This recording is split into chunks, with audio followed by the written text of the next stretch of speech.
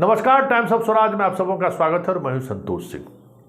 और आज हम टाइम्स ऑफ स्वराज में बात कर रहे हैं कि पिछले एक सप्ताह से बिहार की राजनीति में जो उथल पुथल मच रहा था या जो उथल पुथल चल रहा था, उस उथल पुथल को लेकर आज नीतीश कुमार ने काफ़ी तल्ख तेवर अख्तियार किया है।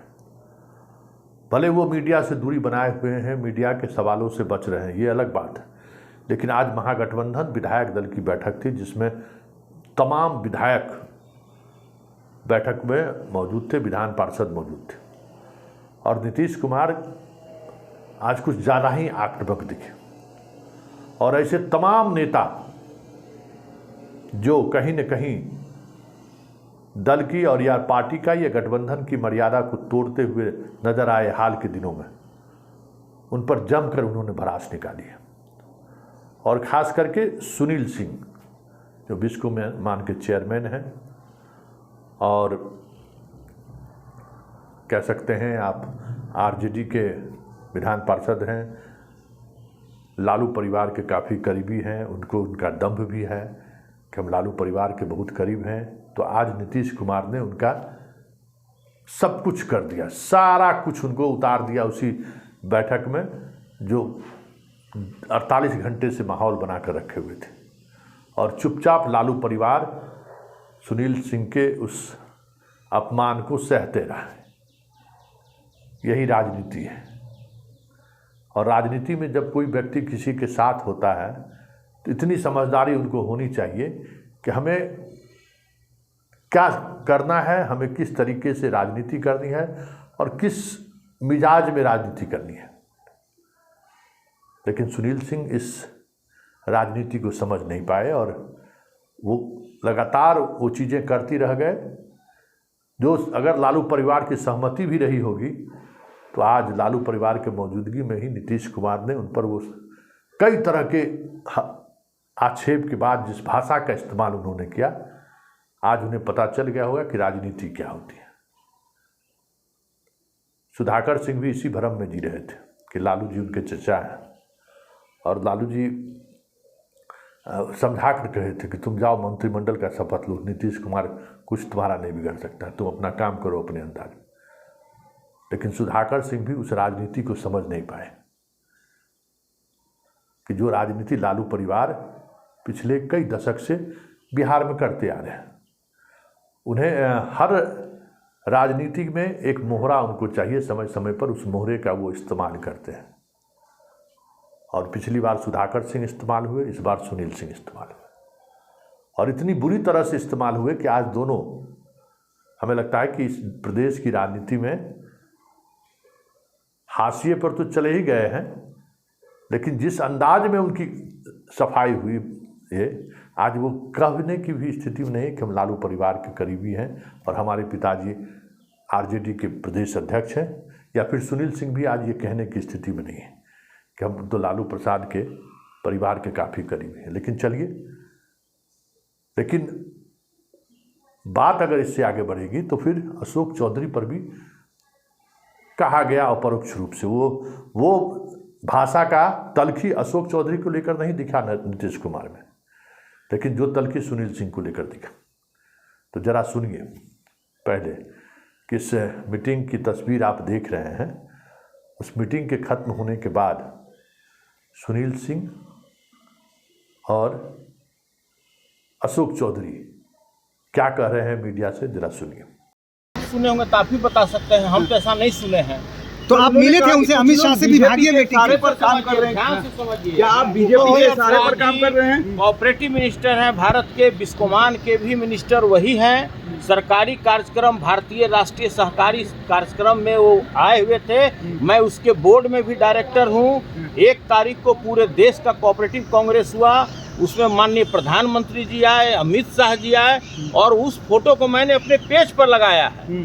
वो ये नहीं है कि किसी के कोठरी में मिल रहे हैं, किसी के रूम में मिल रहे हैं। और उसी फोटो को लेके जो मीडिया वाले लोगों ने बात का बतंगर बनाया है, ये लेकिन बिल्कुल इसको तो दुर्भाग्यपूर्ण नीतीश है। गलत अर्थ में और ले रहे हैं। ध्यान से समझिए, मेरे इंटीग्रिटी पर इस देश का कोई भी व्यक्ति शंका नहीं कर सकता है। 27 साल से मैंने कितने झंझावात देखा, कितने तूफान देखा, और चट्टान की तरह लालू जी के साथ हैं।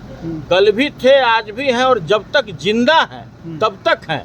और बाकी बात जो समझना है, जो आदमी के बारे में आपको बताया, जरा आप उन्हीं से बयान ले लीजिए। सीएम ने कहा है कि बीजेपी के इशारे पर है, लेकिन आप आए नहीं। आपको कई बार उन्होंने कहा कि फोन भी किया, लेकिन आप मिले नहीं। रुको यार, देखिए, हमें माननीय मुख्यमंत्री का फोन आए तो कौन ऐसा बिहार का व्यक्ति होगा जो दौड़ कर नहीं जाएगा? मोबाइल हटाओ। ये बिल्कुल सही नहीं है। अगर माननीय मुख्यमंत्री जी का अगर संवाद आ जाए कि भाई आपको माननीय मुख्यमंत्री से मिलना है, सभी के नेता हैं, महागठबंधन के नेता हैं, हम लोग के अभिभावक स्वरूप है, कौन ऐसा व्यक्ति होगा जो नहीं जाएगा? लेकिन अगर नीतीश जी ने कहा कि 20 बार आपको संपर्क किया गया, आप आए नहीं। बड़े आदमी हैं, अभिभावक हैं, माननीय मुख्यमंत्री हैं, हम उनके बात का कैसे प्रतिकार कर सकते हैं? हम लोग तो गैर जिम्मेदार व्यक्ति हैं नहीं, तो इसलिए उनके बात का हम कोई भी प्रतिकार नहीं करते हैं। और जो भी अगर बोले होंगे भी तो समझिए कि मेरे लिए आशीर्वाद ही होगा। क्या वाकई बीजेपी के संपर्क में कई लोग हैं क्या? वो उनको उनकी बातों से ऐसा तो लगा भाई है? जिनके बारे में बोला उनसे न पूछिएगा, हमारे बारे में पूछे तो हम तो आपको बताएं ना कि जब तक हम जिंदा रहेंगे। अरे उस शंका क्या, हमको अपने पार्टी से मतलब है यार। तो क्या ये जो सब कुछ हो रहा है भाजपा के जब मैं आपको खुद बता रहा हूँ कि आज 27 वर्ष हो गया लालू जी के साथ, ठीक है, अब 3 साल और होगा तो 3 दशक हो जाएगा, ठीक है। अब जब तक हम जिंदा हैं तब तक उन्हीं के साथ हैं, माननीय लालू प्रसाद जी के साथ, उनके परिवार के साथ। और कोई पार्टी लेवल पर हम जुड़े हुए नहीं हैं, भावनात्मक रूप से मेरा पूरा परिवार जुड़ा हुआ है। क्या लगता है आपके बयानों को लेकर नाराजगी है? आपने कहा देश का सबसे अविश्वसनीय चेहरा कौन है? यूपीएससी में इस तरह के देखिए, सब बीती दिनों का बात हो गया, क्यों विवाद बढ़ाना चाह रहे हैं? अनावश्यक वो सब बात है। नीतीश कुमार जब इसलिए हमने नाराज हैं अपने आपके पेज बयानों से उसको हटा दिया, समझे ना, जो कंफ्यूजन हुआ, किसी ने पूरे जंगल राज को याद दिलाने लगा, कोई डॉक्टर की किडनैपिंग को याद दिलाने लगा। और देखिए, हम फिर आपको बताते हैं कि हमारे राष्ट्रीय अध्यक्ष जी ने स्पष्ट मना किया है कि कोई भी तरह का आपको बयान नहीं देना है, ना हाँ बोलना है, ना बोलना है। आप आहत हैं नीतीश इस बातों से? आप आहत हैं सुनील जी? कौन सी सुलह होगी आपकी? चलिए, नीतीश जी पलटी मारे हैं क्या फिर से? ठीक है, चलो हो जाएगा यार। बना के रखना है। थोड़ा बहुत अगर ऊपर नीचे भी है, बयानबाजी से बचना है, और आने वाले समय में भारतीय जनता पार्टी को मुंहतोड़ जवाब देना है। यही सब। नहीं, बड़े सीएम गार्जियन है, सीएम हमको भी बोले हैं, सबको बोले हैं, तो बोले हैं कि भाई आप बयानबाजी से सबको बचना चाहिए। यही निर्देश दिए हैं कि बयानबाजी नहीं करिए सब लोग। तेजस्वी जी भी यही बोले, बयानबाजी से बचना चाहिए। मतलब गार्जियन की भूमिका में गार्जियन की भूमिका में दोनों नेता गार्जियन की भूमिका में थे। बात ये हो रही है कि जोड़ तोड़ की राजनीति चल रही है बिहार में। आरजेडी और जेडीयू के बीच में ही आपस में जोड़ तोड़ की राजनीति शुरू हो गई।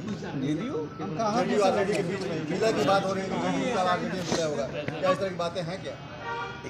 इसका जवाब हम कैसे देंगे? इसका जवाब तो हमारे राष्ट्रीय अध्यक्ष देंगे, लालू प्रसाद यादव देंगे, चाहे नीतीश कुमार देंगे, तेजस्वी जी देंगे। विलय होगा कि नहीं होगा, इसका जवाब हम कैसे दे सकते हैं?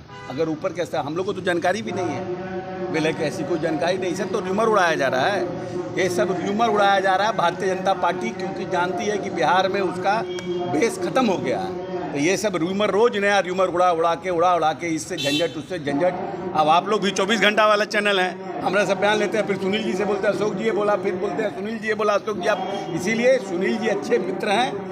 हर कोई कभी कभी आवेश में आकर के किसी के ऊपर, अभी पत्नी के ऊपर नहीं बोल देते हैं, सुबह शाम दिन भर के काबिल बनती हो, बहुत ये हो, तो आवेश में बोल देते हैं ना भाई। तो कोई ऐसा थोड़ी है कि पत्नी से प्रेम कम है, तो कभी कभी आदमी आवेश में कुछ बोल देता है, लेकिन आपसी प्रेम, आपसी परिवार हम लोगों का पूरी तरह से इंटैक्ट है। महागठबंधन जिंदाबाद है। मतलब जेडीयू आरजेडी का रिश्ता पति पत्नी वाला है। हम क्या कह रहे हैं, अब आप उसको घुमाने रहे हैं। हम कह रहे हैं कि जो रिलेशन एक पति और पत्नी का होता है उसमें भी आवेश में कुछ बोला जाता है, तो ये तो एक राजनीतिक गठबंधन है, कभी कभी कुछ बोला जाता है, इसलिए। लेकिन किससे? सुनील सिंह जी तो हमारे पार्टी का, हमारे साथ बढ़िया रिलेशन है। वो खुद ही बोले हैं कि बड़े भाई हैं अशोक जी, तो सुलह का क्या है? सुलह लड़ाई का आता जो सुलह हो जाए। ठीक है, तो आपने सुना, ये सच्चाई है कि नीतीश, जब इनका बयान आया सुनील सिंह का, तो वो सुनील सिंह के बयान के बाद नीतीश कुमार उनसे बात करना चाहते थे। इसमें कोई गलत सूचना नहीं है, इस सूचना सही है। आज अगर वो उस सूचना को इग्नोर कर रहे हैं या कह रहे हैं कि हमें नहीं मालूम है, ये अलग बात है। ये अलग समझदारी की बात है, और ये समझदारी हमें लगता है कि सुनील सिंह को दिखानी चाहिए थी, जो नहीं दिखा पाए वो।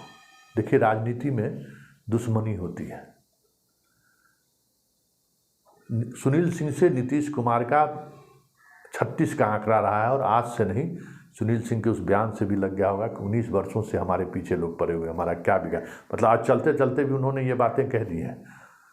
इसमें कोई दो मत नहीं है कि सुनील सिंह को ठिकाने लगाने की कोशिश अगर नीतीश कुमार इस प्रदेश में अगर किसी ने किया है तो वो नीतीश कुमार ने, और नीतीश कुमार की जितनी ताकत रही है वो ताकत उन्होंने सुनील सिंह को बर्बाद करने में लगाने की पूरी कोशिश उन्होंने की है। कभी ये संयोग है कि कभी वो कामयाब नहीं हुए। चारों तरफ से वित्तीय अनियमितता से लेके बहुत सारी चीज़ें ऐसी रही हैं जिनको लेकर सुनील सिंह पर वो कार्रवाई को लेकर करते रहे हैं। कई ऐसे मौके आए हैं। पिछले चुनाव में भी सुनील सिंह के यहाँ रेड पड़ा था, जिसमें काफ़ी पैसा बरामद हुआ था। विधानसभा चुनाव में टिकट वितरण का कार्यक्रम सुनील सिंह के बिस्कुमान से ही होता था।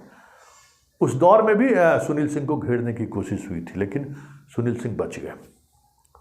तो व्यक्तिगत रूप से सुनील सिंह को नुकसान नीतीश पहुंचाते रहे, लेकिन राजनीति यही है, और राजनीति में समझदारी यही होनी चाहिए कि व्यक्तिगत जो कन्फ्लिक्ट है या व्यक्तिगत जो दुश्मनी कभी रही है राजनीति में, आप अगर साथ हैं तो उसको साधने का तरीका ये नहीं है जो आप साध रहे थे। इसलिए सुनील सिंह आउट हुए। सुधाकर सिंह भी इसीलिए आउट हुए कि सुधाकर सिंह के परिवार से, मतलब जगदानंद सिंह के परिवार से नीतीश का व्यक्तिगत खुंदक है, और उस व्यक्तिगत खुंदक में आज हाल में भाई को भी चुनाव हारना पड़ा है, खुद हारते हारते जीते हैं।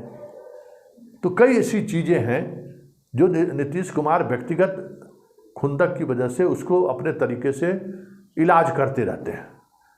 तो सामने जिसका इलाज होना है वो कितनी समझदारी दिखाता है, ये महत्वपूर्ण है। लेकिन इन सबसे इतर जो सबसे महत्वपूर्ण बात है, जिस तरीके से चंद्रशेखर के मामले में नीतीश कुमार ने चुप्पी साधी है महागठबंधन की बैठक के दौरान, ये भी एक सवाल है, क्योंकि चंद्रशेखर अभी भी शिक्षा विभाग के मंत्री के रूप में ऑफिस नहीं जा रहे हैं, और इस वजह से मीडिया में खबरें सुर्खियों में बनी हुई हैं।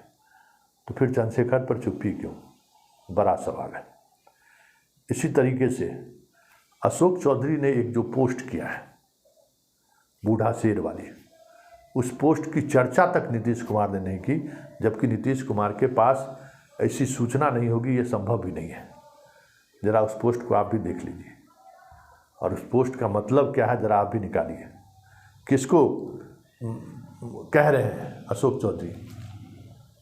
दो ही चीज़ें हो सकती हैं, या तो वो सीधे सीधे तौर पर नीतीश को चुनौती दे रहे हैं, या फिर वो लालू यादव पर हमला बोल रहे हैं, क्योंकि ये जो भाषा है, ये भाषा समझने वाली भाषा है। ताकत, सत्ता, जवानी कुछ भी अस्थाई नहीं है, सभी का एक्सपायरी डेट होता है। विनम्र रहे।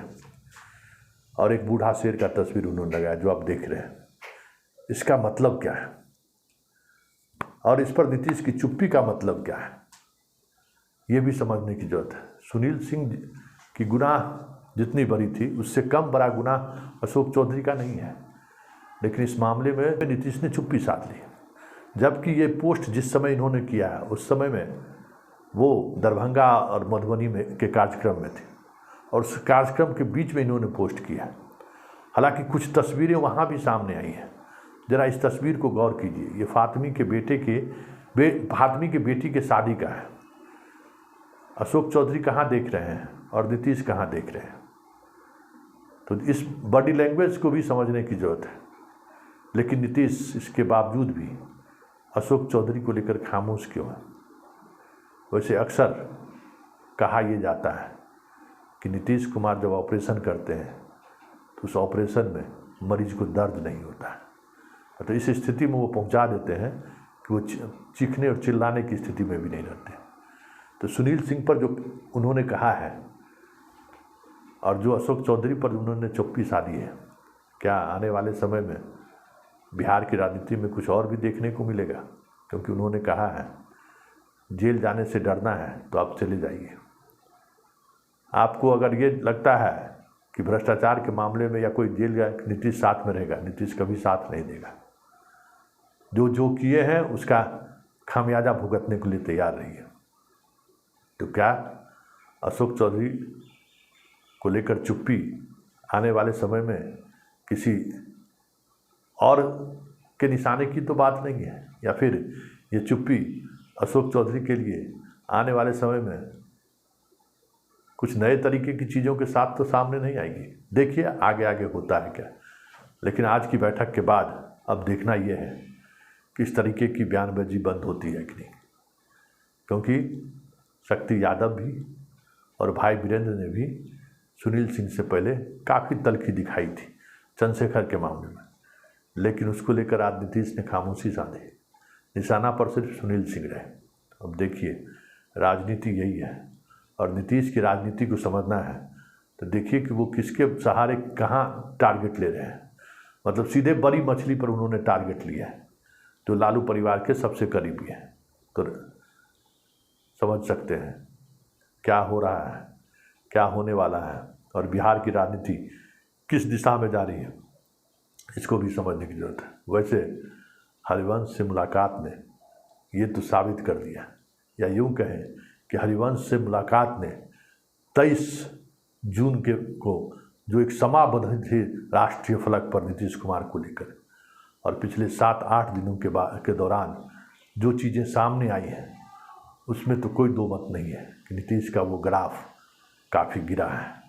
और उन्हें ये भी सोचना चाहिए कि जो ग्राफ गिरा है उसके लिए कौन जिम्मेवार है, उसको लेकर उनसे कौन सवाल करेगा, क्योंकि हरिवंश ऐसे नहीं थे जिनसे वो मिल नहीं सकते थे। उनसे मुलाकात ही कहीं न कहीं उस नए तरीके की राजनीति को हवा दी, जिस राजनीति को ये कहते हैं कि मीडिया द्वारा फैलाया जा रहा है या बीजेपी फैला रही है। लेकिन उसको फैलाने में नीतीश जी की खुद की कितना भूमिका है ये समझने की ज़रूरत है, और इससे विपक्षी एकता को कितना नुकसान पहुंचा है ये भी देखने वाली बात है। क्योंकि 23 तारीख के बाद जो चीज़ें बदली, शरद पवार के यहाँ छापेमारी से वो चीज़ें नहीं बदली, लेकिन नीतीश का चुप रहना, नीतीश का मीडिया से दूरी बनाना, और जिस तरीके से बयानबाजी का दौर शुरू हुआ, वो दौर और हरिवंश से मुलाकात उस पूरी मुहिम की हवा निकाल कर रख दी है, इसमें कोई दो मत नहीं है।